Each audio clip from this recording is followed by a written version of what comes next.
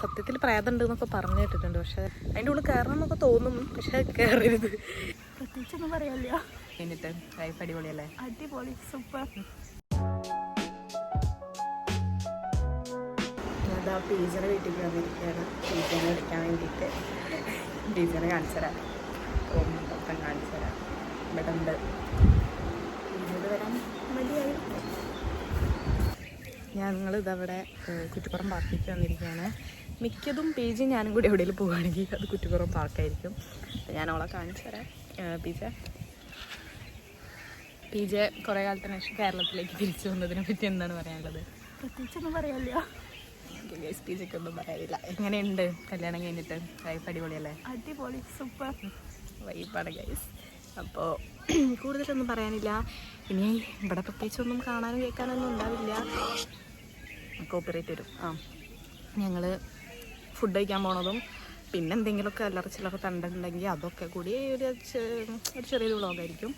അപ്പോൾ ഇരുന്നിരുന്ന് ബോറടിച്ചിട്ട് ഞങ്ങൾ നടക്കാൻ തീരുമാനിച്ചു. ഓക്ക് എനിക്ക് പണ്ടൊരു പ്രാന്തുണ്ടായിരുന്നു കേട്ടോ. ഞാൻ പറഞ്ഞുതരാം. ഈ ആർട്ട് വർക്കില്ലേ, പിസ്തത്തോട് പിന്നെ അങ്ങനെ എന്തൊക്കെ തൊങ്ങലും തോരണം കിട്ടിയാലും അതൊക്കെ വെച്ച് എന്തെങ്കിലുമൊക്കെ ചെയ്യും. അപ്പോൾ നല്ല കാറ്റുള്ളതുകൊണ്ട് ചിലപ്പോൾ ഞാൻ പറയണമെന്ന് കേൾക്കാണ്ടാവില്ല. അപ്പോൾ ഞാൻ കാണിച്ചു തരാം. ഒരു കായല്ലേ, മറ്റേ കാറ്റാടി മരത്തിൻ്റെ കായ, ആ കായ പെറുക്കാൻ നടക്കുന്നുണ്ട്. ബീച്ച് ഇവിടെ വരും, ഒന്ന് കാണിച്ചു കൊടുക്കുക. കാറ്റാടി മരത്തിൻ്റെ കായ പെറുക്കിയത്. വെളിച്ചല്ലേ, ഇങ്ങെടുക്ക് കാണിച്ചു കൊടുക്കും. ഇത് പെറുക്കലായിരുന്നു പണി. ഇനി ഇത് വീട്ടിൽ പോയിട്ട് എന്ത് ചെയ്യും? പെയിൻ്റ് അടിക്കുമോ? എന്തെങ്കിലുമൊക്കെ ചെയ്യും. ഒരു കല്യാണ ചിക്കനും കല്യാണ പെണ്ണും വന്നിട്ടുണ്ട് ഗൈസ്. ആ ചേച്ചിനെ കാണാൻ നല്ല ഭംഗിയുണ്ട്. കല്യാണ ചിക്കനും കല്യാണ പെണ്ണും ഫുഡ് കഴിക്കാൻ വന്നിരിക്കുകയാണ്.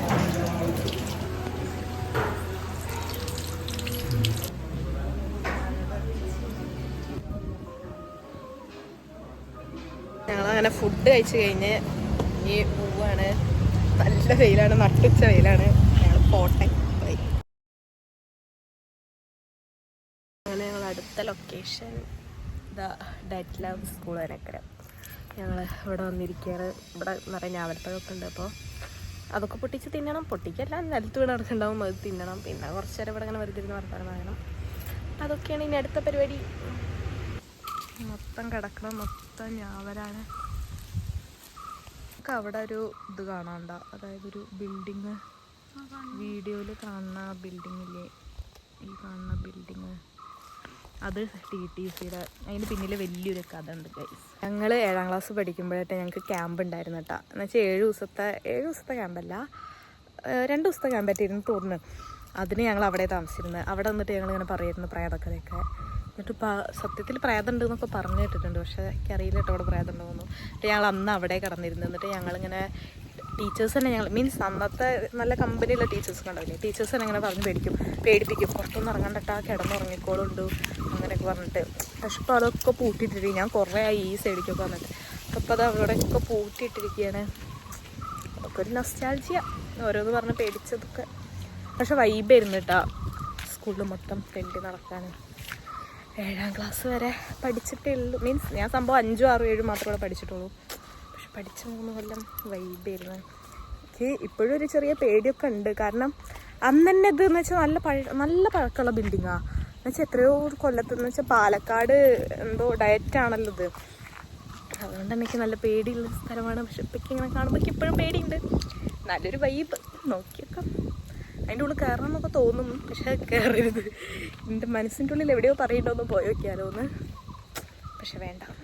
ഞങ്ങൾ ഇവിടെ ഇരുന്ന് കിടന്നിരുന്നത് അന്ന്. ഇവിടെ സ്കൂളിൽ ക്യാമ്പ് ഉണ്ടായിരുന്ന ദിവസം സ്റ്റേ ഇവിടെ ഇരുന്ന്.